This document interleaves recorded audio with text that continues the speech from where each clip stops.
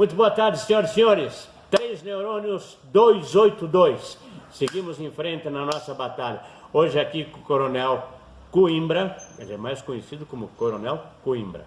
Já esteve com a gente em programas anteriores. Foi no ano passado, né? No ano passado, por volta de setembro do ano passado. Isso.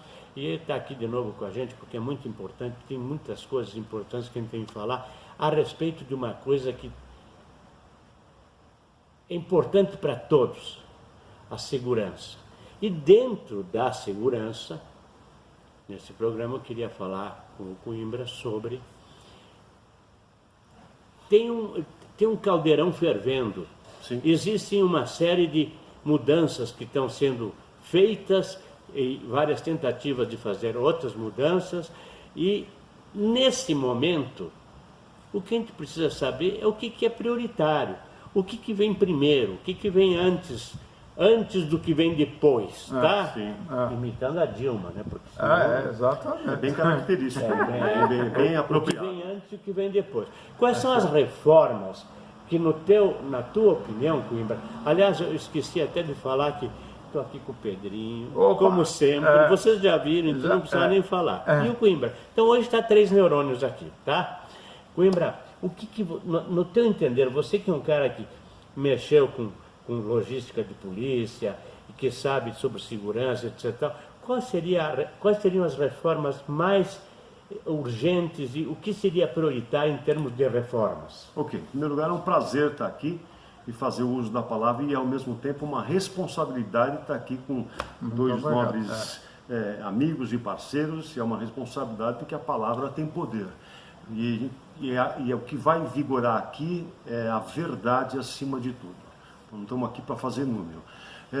O Brasil está vivendo uma crise existencial. São tantas as reformas necessárias. Na minha opinião, a reforma política não é nem a número 1, é a número 0. Que as pessoas vão ter que cortar na própria carne e vão ter que demonstrar para a população a que vieram. Eu faço uma colocação muito simples. O Brasil tem 5.568 municípios. Vamos fazer uma conta rápida.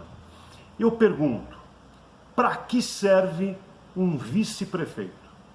E vou provar para vocês, que nos ouvem, que nos dê essa atenção, a maior capital do Brasil, que é São Paulo, viveu por 2 anos consecutivos, em razão da saída do governador Dória, quando assumiu o então prefeito Bruno Covas, por 2 anos sem vice-prefeito. Pergunto, fez falta? Nenhuma. Que dirá então um município pequeno sem nenhum demérito a esse município? Então faz uma conta, 5.568 vezes o número de vice-prefeitos, mais os penduricários, tais como assessor, combustível, secretária, telefone, pagamento, 13º, não há país que suporte uma carga tão grande e quem paga somos nós que estamos aqui e aqueles que nos escutam. Vamos fazer um parênteses. Ok. Além disso, existe uma pergunta que não quero calar. Por que esses 5.000 e não sei quantos municípios? A maioria não tem renda suficiente para se sustentar. Não tem renda para sobreviver.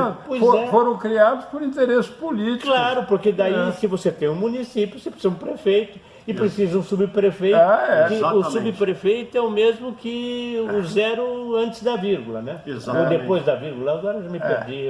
O 0 não vale nada antes da vírgula. Nesse caso, o 0 antes da vírgula. É o 0 antes da vírgula. Então, faz uma conta. São Paulo, eu vou fazer uma conta proporcional. Ele economizou, chutando baixo, R$200 mil por mês com gastos com o vice-prefeito.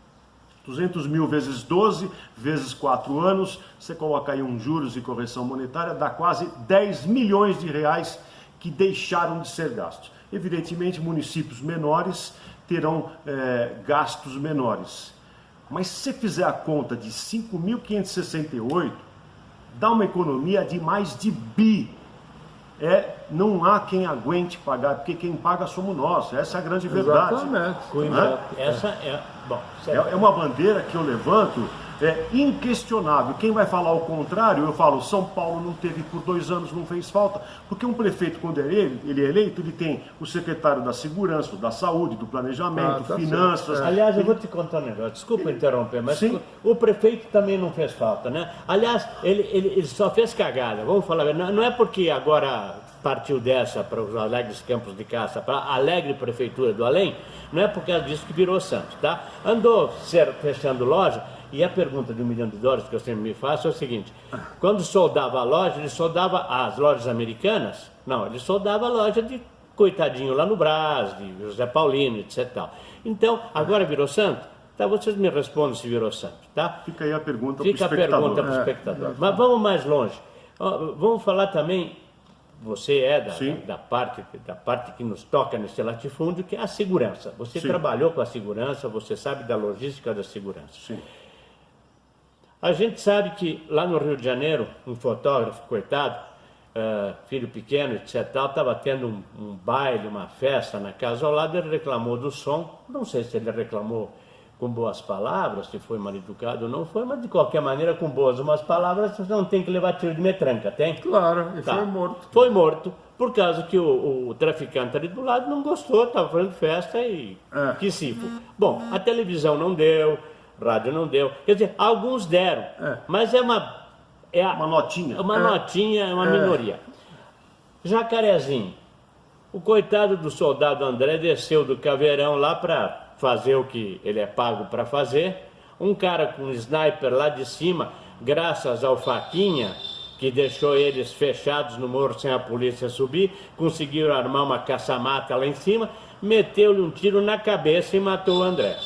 O André, um coitado de um policial. Ninguém falou nada. Falaram dos anjinhos que morreram, os traficantes lá, os 26, né, Pedrinho? 28. 28, parece. não sei.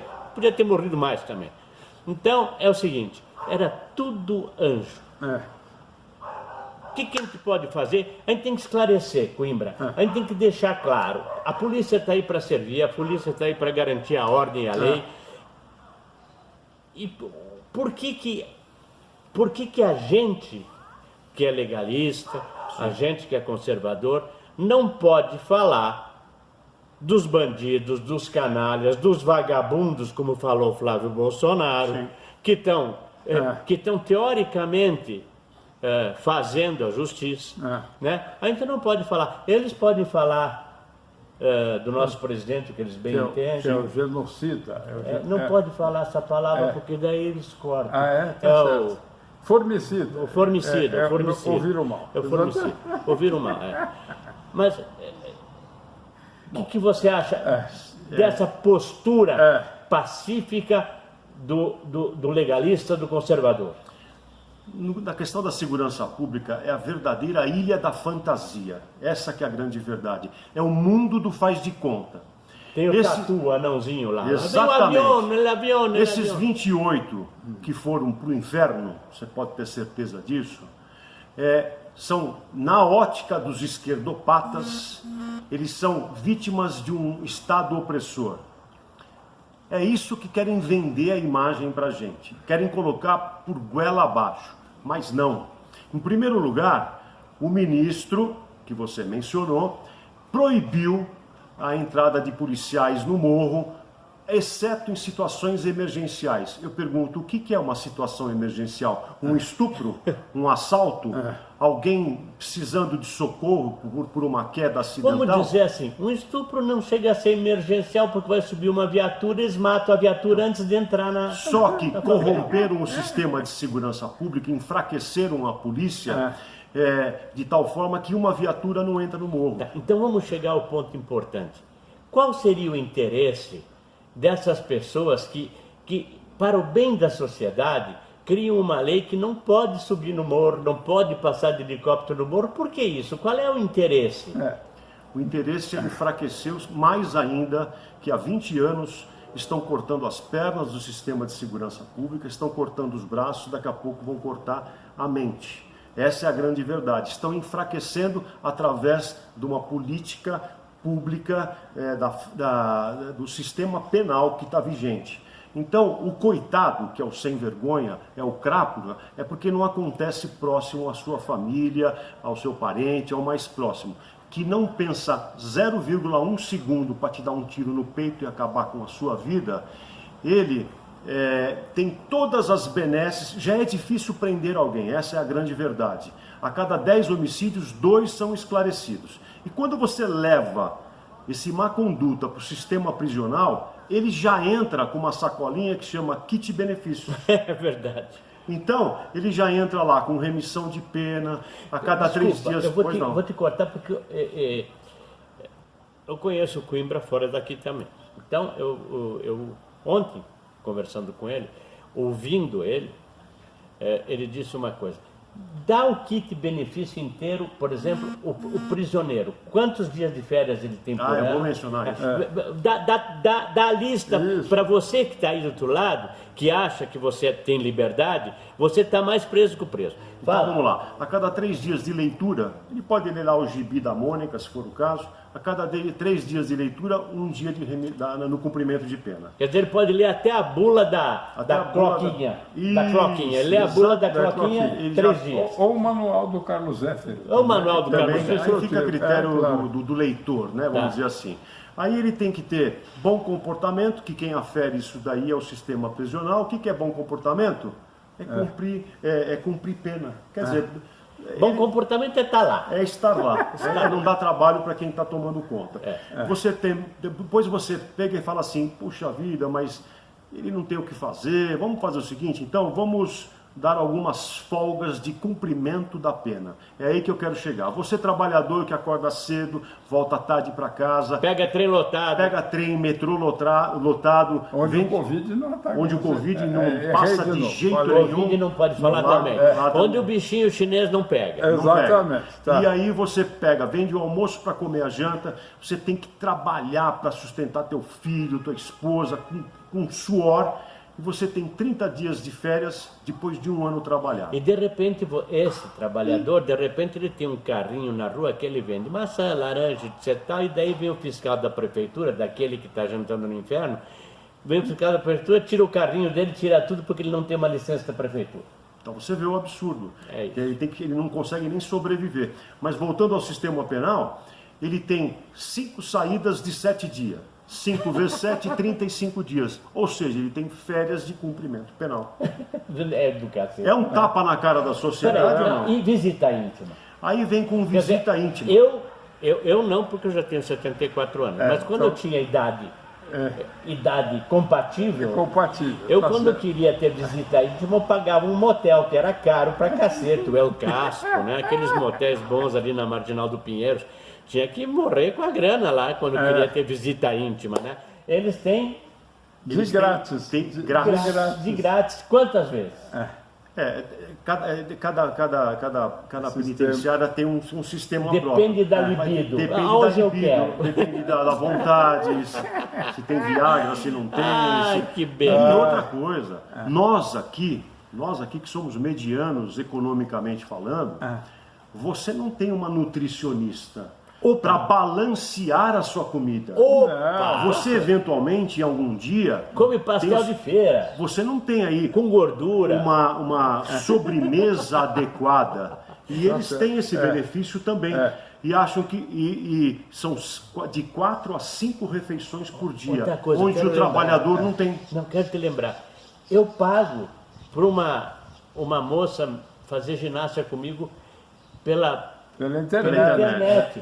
Eles fazem ginástica de graça lá, fica no pátio, toma sol. Direito ao sol, direito à visita íntima. Então ele coloca na mochila esse kit benefício, ele já entra praticamente no regime semiaberto. Só nós precisamos deixar claro uma coisa, Pedrinho, nós não estamos querendo ir preso, tá? Vamos deixar claro aí, nós não estamos querendo ir preso. Mesmo ruim aqui fora, eu prefiro ficar aqui. É como o outro que falou Senão eles vão dizer pra gente, estão querendo ir preso, vamos pegar eles, né? Ficar velho é horrível. O outro falou assim, a outra opção era pior. Pois é, a outra opção é só também. Então, aqui tá ruim, mas eu não quero ir para outra opção, sabe por quê? Não é por causa dessas coisas que a gente está falando, é por causa das companhias. Eu gosto mais das companhias daqui de fora. Mas o que acontece? Hoje, para o indivíduo, você imagina um pai tirar a vida de um pai de família, do provedor, do sustento da família. Olha, além de crime, tirar a vida de alguém, que é a pena máxima que você tem, veja bem o entorno de tudo isso. É a mulher que tem que sair para trabalhar, não tem com quem deixar os filhos menores. Quanto tempo esse canalha vai ficar? No máximo 14, 15 anos, se for um canalha. Se for homicídio simples, 8 anos. 8 anos. Cumpre um sexto da pena, dá 2 anos e meio. É uma beleza. É uma beleza. É o mundo da fantasia. Por isso que só eu falei falta o no começo, tatu. O avião, não tem outra forma de denominar o sistema de segurança pública. Onde em 1800, vocês conhecem bem, César de Beccaria falava que a maior prevenção do crime é o cumprimento da pena. Exatamente. Então, e outra coisa, falam que no Brasil não tem, tem prisão perpétua no Brasil? Não tem. Tem fuzilamento em caso de guerra por traição. No Código Penal Militar. Mas eu falo para vocês o seguinte: existe pena perpétua pela trágica lembrança do ente querido. Porque um filho ou uma mãe nunca vai esquecer a trágica lembrança de perder um filho na porta de casa. A pena perpétua é para a vítima. É para a vítima e seus familiares. Entendeu? Aquele que se foi já era. E o entorno fica com aquela trágica lembrança para o resto da vida. É verdade. Coimbra, nosso tempo está acabando. Isso. Eu queria agradecer a tua presença. Eu acho que foi importantíssimo. Muito. Eu acho que a gente tem que repetir essas doses para esclarecer o pessoal que está do lado de lá. Tá? Então... E para não ficar endeusando vagabundo só porque morreu. Exatamente. Se dizem vítimas da sociedade opressora. Não, e peraí, pergunto para vocês, onde é que tem mais bandido? No morro? Agora, uma operação da Polícia Federal que vai no Senado, na Câmara, e vai nas boas residências, a maioria tem curso superior, estudaram em Harvard e por aí vai. Isso. O cara que é safado é questão de caráter, de conduta, não é nível social. Não é nível social. O ladrão está dentro de você. O ladrão... Fechou com palavras de ouro. O ladrão está dentro de você. O ladrão nasce com você e está dentro de você. Ele pode morar nos jardins ou no morro. Isso é independente. É a mesma coisa. Só que o dos jardins é mais bem tratado. Muito obrigado. Mais alguma coisa você quer encerrar? Só que para quem quiser me acompanhar, é só escrever Coronel Coimbra por extenso. Eu estou em todas as redes sociais, vai ser um prazer estar junto com vocês. Muito obrigado. Coimbra, muito obrigado. Pedrinho, obrigado. Gente, olha, é sempre um prazer estar com vocês. Obrigado por nos suportar até hoje, 282 programas. Não é pouco, tá? Um beijo para vocês. Clique em compartilhar, aperte o sininho para saber quando tem programa novo. E até o 283, né? Isso aí. Beijo. Um abraço.